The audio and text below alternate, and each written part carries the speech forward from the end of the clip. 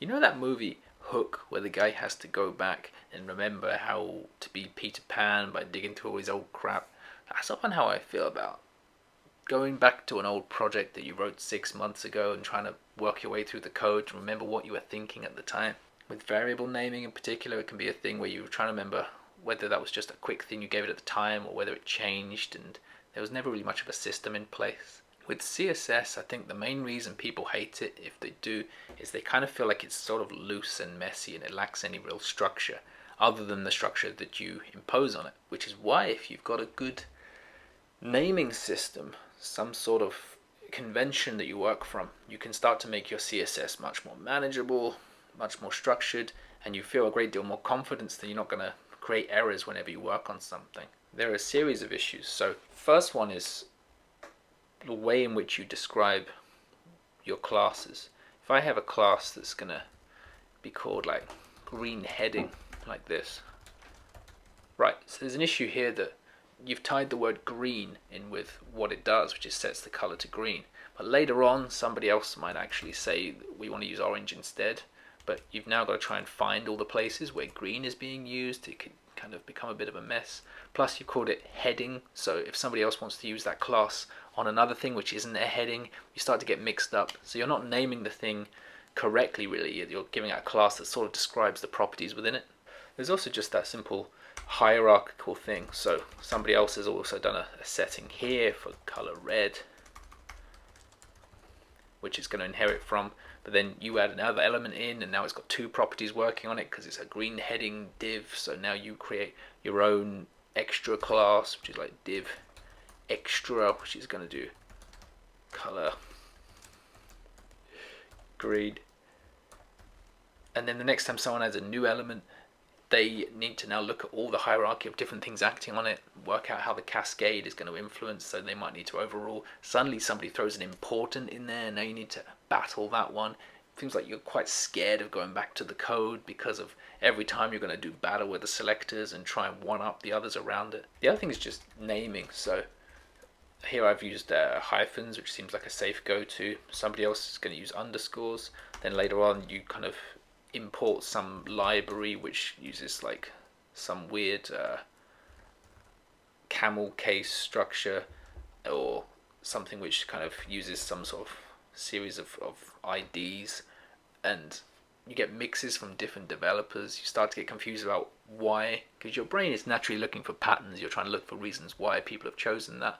So without any kind of structure in place, you're going to get a mess quite quickly.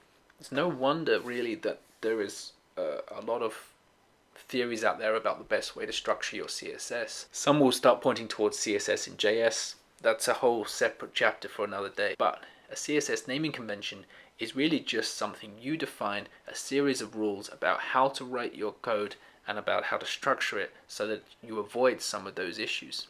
You may have heard of SMAC CSS, CSS, OOCSS, object oriented. Then there's things like Tailwind, which is a series of utility classes. And, BEM. BEM is a very popular naming convention, probably the main one at the moment. To use BEM, it's not like a whole thing you have to go and learn as such, but the idea is block, element, modifier. You would have to define your block. So, my header section of the page, I'm going to add a class called header. And in here I can set all the basic settings for my header. So it's going to have a little grey background. Then if I have an element inside that, this has to have a specific naming of like header underscore let's say heading.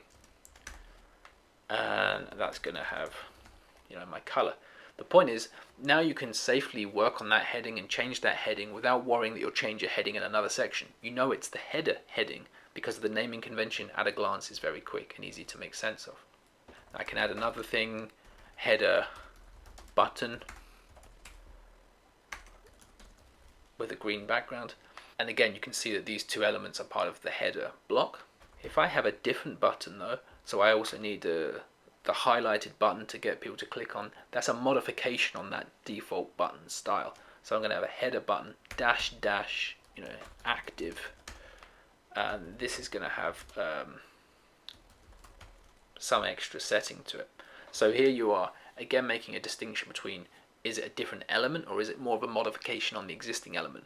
By having this tiered structure going down the naming system, you avoid that multiple selectors, multiple rules. You know that generally, you know that you can give that button the header button and header button active classes, and you know that both will be applied, but you know the modification is going to have the hierarchical victory.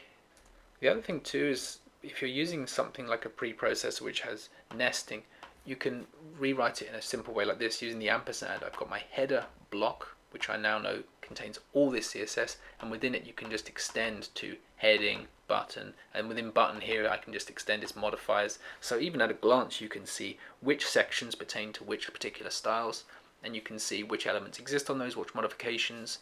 As long as you don't infer any additional outside settings for those elements, you've kind of got all your CSS neatly grouped. It means you can always know, it means you've got a really good grasp on how that's structured. The thing is, these things work about as well as you all agree to keep them working. The problem is, if people within your team don't want to follow a convention or they don't buy in fully, they'll start making adaptations. And maybe that's fine, as long as you've got a general sense of a structure and people vary the naming structure, or maybe do use a set of utility classes because it suits the project you're working with. Maybe you end up with something that's BEM or BEM-like. That's probably better than not having any system at all, and it still makes things manageable. But you need a good buy-in from everybody who's involved. The thing is that your code is telling a story, in a sense. It's documenting the way in which you've chosen to put something together.